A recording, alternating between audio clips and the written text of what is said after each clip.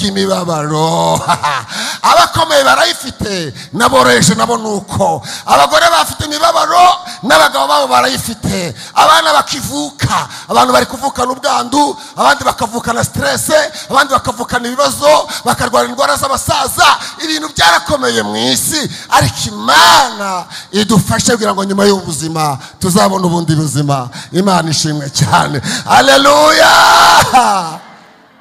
wababwira ngo muvuge imibabaro ubungubu mwayumvise mwayivuga neza cyane erega nenda gupfa iwacu ni ibibazo gusa aho nuye bambaye priyave rero nabuzonerekeza ese nabikora gute undi ari kuza atayiwe umugabo wanjye yangeretse abagore 6 ubu nabaye wa 7 nabigenza ute mukozi w'Imana umugabo akaza ati yewe nabuzonerekeza umugore amereye nabi urusaku n'induru intambara ni nyinshi nabigenza ute ukajya kumva abana atayiwe nari mfite umubyeyi none yarasaze umama n'umusazi nabigenza ute undi akaza akakubwira ati banyirukanye ku ishuri nta minerivare nacyo ndapfuye we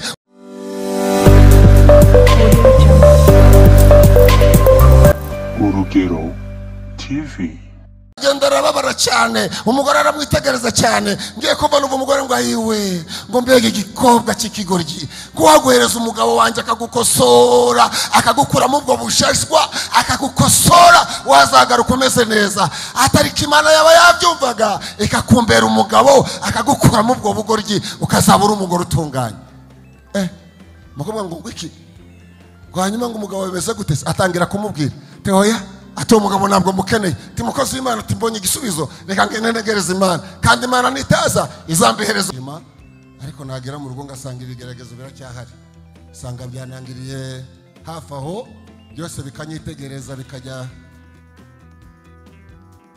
mbwira ati sura ducikira ariko ni muhumure bizarangira ntabwo tuzahora muri ibyo hari igihe tuzabwira rupfuti warupfuwe urubori rwa rurihe kandi kunesha kwawe kurihe tukarwicara hejuru tukabwira ati nta bushobozi ugifite ngaho no tuzaririmba indirimbo z'umwana w'intama aho no tuzaririmba indirimbo ya Mose hano tuzishima ibyishimo bidafite umupaka hano turi kwishima bakavuga ati nyamara amasaha oya ari igihe tuzatarama tutarame twongere dutarame turirimba indirimbo zitazashira Imana ishimwe cyane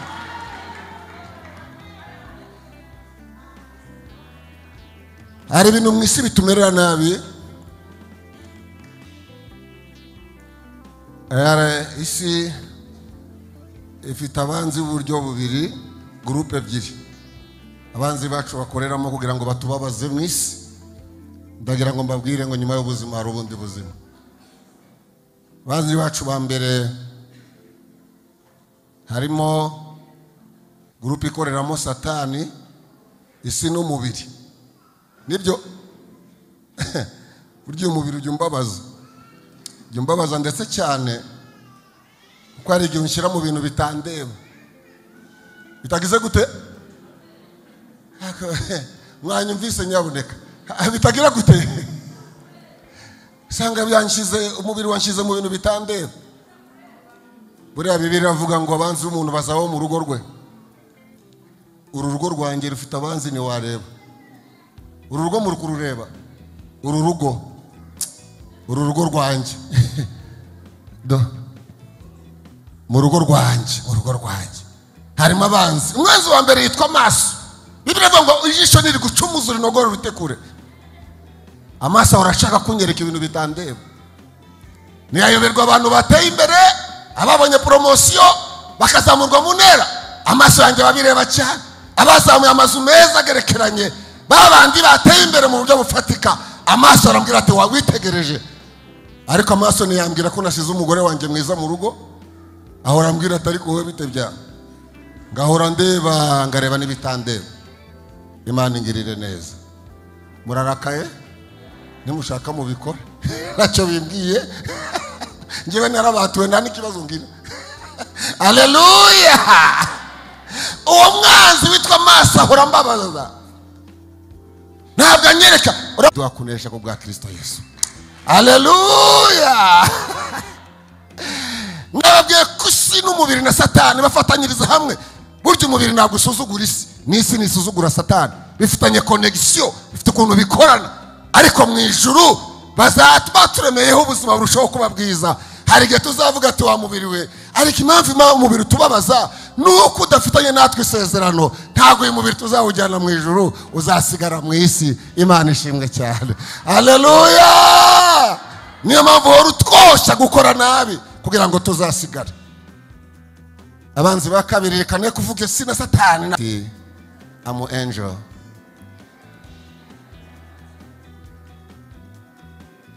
akahinduka marayika kubera umuntu bivuze.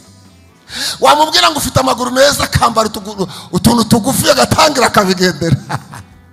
Hariho nabonye yambaye tugufi, ndamubwira ati mbwira abantu turi kumwe ati ngiye kuvura uyu mugore kandi ntabwo azongera kwambara gutya. Ndamuhamagara ati mada byagenze bite?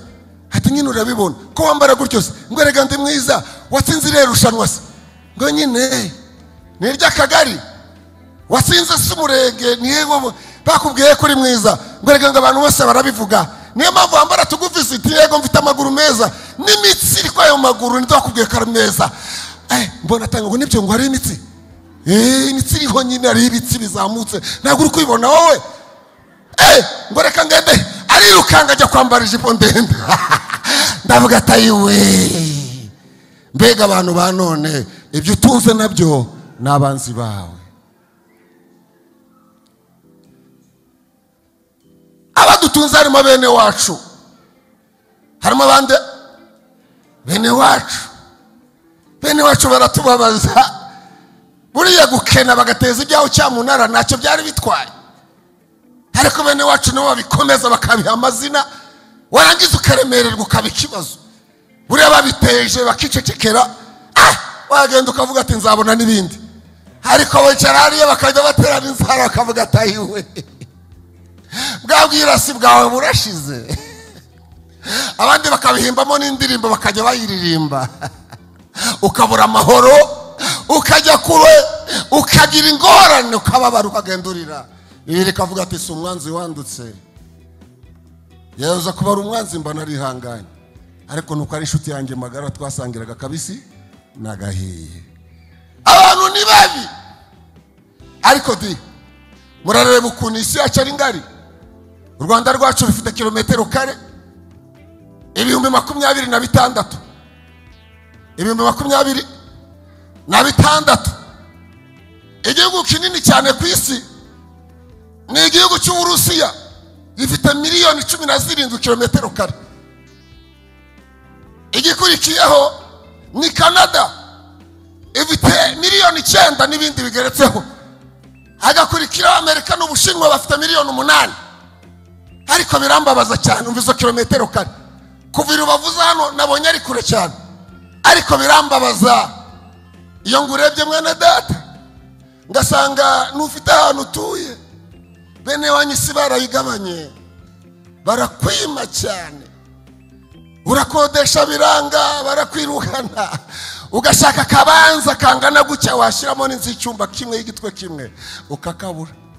Bene wacu ugasanga yose barayigabanye cyane, wajyari ugasanga afite UPI, wajyari ugasanga rindi UPI, wowe ugashaka uburyo uzabona mu UPI, ibintu bikanga.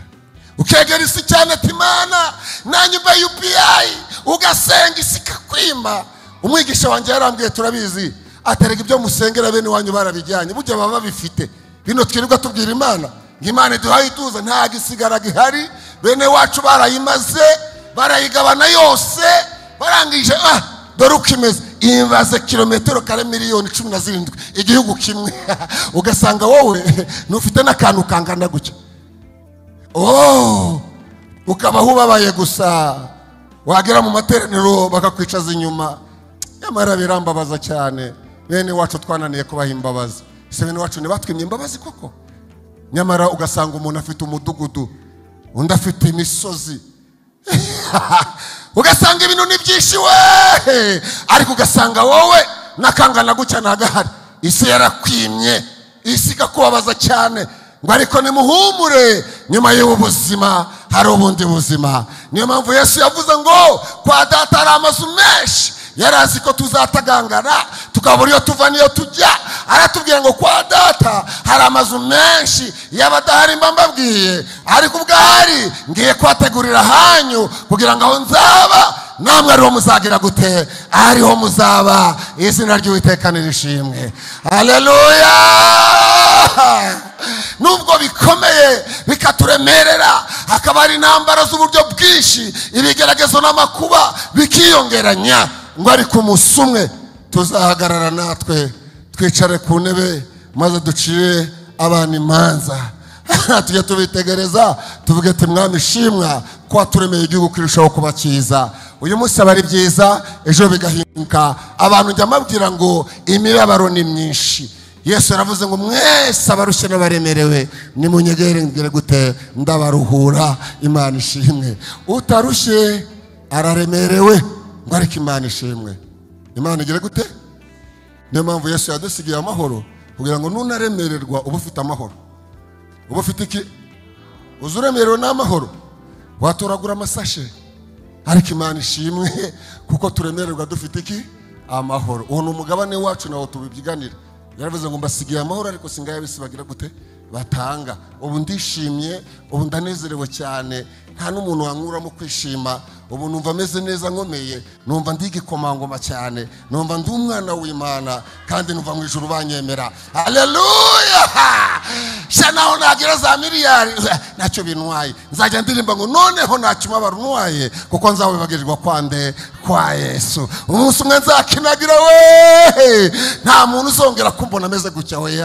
Imanza mwaciye zizarangira.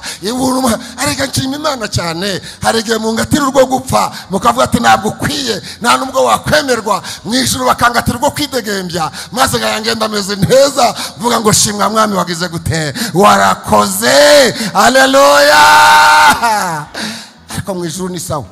Ariko mwagiye mupepera mu ijuru, mukareba n'abamarika, mukavuga ati mu ijuru ni sawa, mu ijuru ni sawa, mu ijuru ni sawa, mu ijuru ni sawa, mu ijuru ni sawa. Imana ishimwe cyane. Numvaga nazi ikintu nababwira, numvaga nazi ikintu navuga hano, ariko nyuma y'ubu buzima turimo hari ubundi buzima. Humura wowe urenganywa, ugahungabanya n'ingubu y'umuyaga, ukaba ngaho nta kintu. Umunsi umwe uzaba igikomangoma, nawe uzicara ku ntebe y'abacamanza, ucira Abisiraheli imanza, utuvuga ati ariko ko Yesu yavukiye iwanyu, niki cyatumye mumera gutyo. Haleluya. Bazakwambika ikamba, nawe ujye mu gitaramo. Mu ijuru azaba ari byiza, ngo nawe uzicara inyuma y'undi, twese bazicara bature. Umva mu isi bajya batwicaza uko ibyubahiro, uko icyubahiro cyacu kimeze.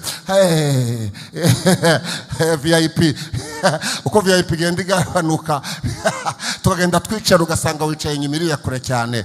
Nyamara bene data, bashumba, batambyi, namwe bikomerezwa biri hano, mujye mufata abantu baciye bugufi. Bibiri ravuga ngo mubahe, mubagirire imbabazi, mubagirire imbabazi. Bene data, nimugirirane imbabazi, nimugirirane imbabazi. Abantu bari kwima abandi imbabazi, bakababuza uburyo, bakabaremerera, ibintu bigacika bigakomera. Ariko icyamba mugahishurirwa ko nyuma y'ubuzima hari ubundi buzima. Ibyo byatuma dukomera, tugaca mu maso, tugashimira Imana, tukavata ariko Mana kuko dushobora kudukunda, niki cyatumye dutoranya. Nawe si yakwanga, ngo ariko mu ijuru bazakwitaho. Bazagira gute? Bazakwitaho. Abantu ntabwo bakunda inyigisho nk'izi, ariko ni nziza. Naje kubabwira ngo nyuma y'ubu buzima hari iki? Hari ubundi buzima. Yereka imibabaro ni password y'ibisubizo. Imibabaro niyo password. Ntabwo ushobora kwemerwa mu ijuru batagushyize mu mibabaro ngo bakurebe. Hari igihe uza nyine ukazana n'ibyiwanyu, erega nanjye nakwemerwa, nanjye nukuri kw'Imana, erega nanjye ndi umuntu mwiza, handi bakakureba kwitegereza cyane, maze mu ijuru akavuga ati ariko ni mumurebe nyine, ubundi munyuze mu ruganda, bamukuremo ayo mava muhira n'ibyo yishyize mu byishi, maze bamuringanyiza b'umuntu mwiza. Wawe ndi waje ameze nk'iki zamura amaboko gusa atikoraho, ejo mu gitondo mwahura ukabona yarekuye, ubundi yari kugenda, ariko ngo niko ngo none singwa Imana ngo nanjye yankiza. Nawe ukeneye Imana. Mu ijuru ni sawa cyane. Haleluya. Nyuma y'ubu buzima hari iki? Hari ubundi buzima. Yemwe abababaye nimwihangane, ndabizi hari abantu badafite aho kuba, abandi bararwaye, utarwaye ararwaje, urwaje afite ibindi bibazo, ibintu bigenda bizenguruka. Utarushe araremerewe, ariko nimwihangane. Yesu aravuze ngo mwese abarushye n'abaremerewe nimuze aho ndi maze ngire gute mbaruhure. Imana ishimwe cyane. Ndagira ngo